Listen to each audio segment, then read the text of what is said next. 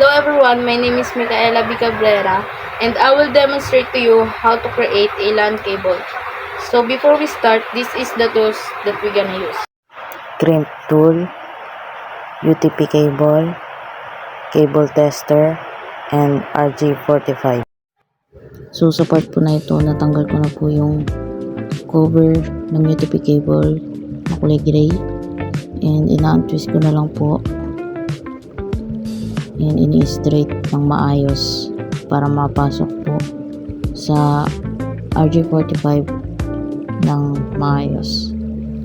And ang ginamit ko po dito ay straight through T568A and i-arrange lang po siya by color.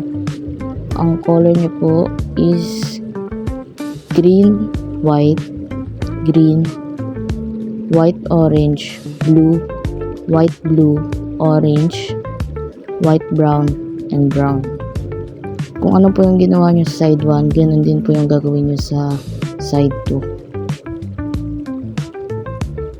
Kung paano nyo po siya in-arrange sa side 1, ganun din po ang color sa side 2.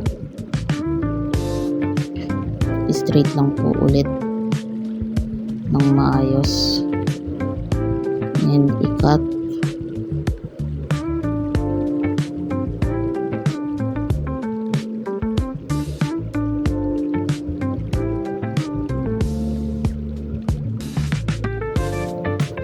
And then pasok sa RG45.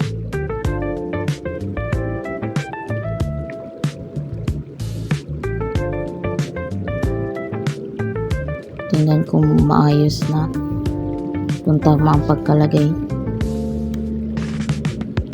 and i-crimp na po natin.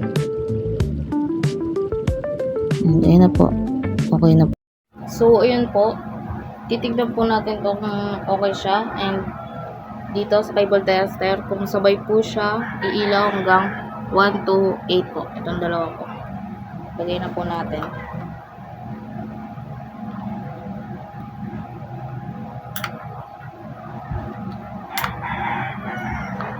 Dapat iilaw po siya ng sabay.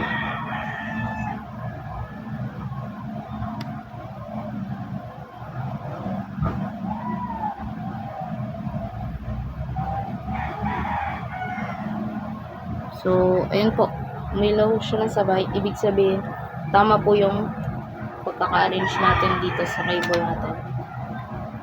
And yun lang po.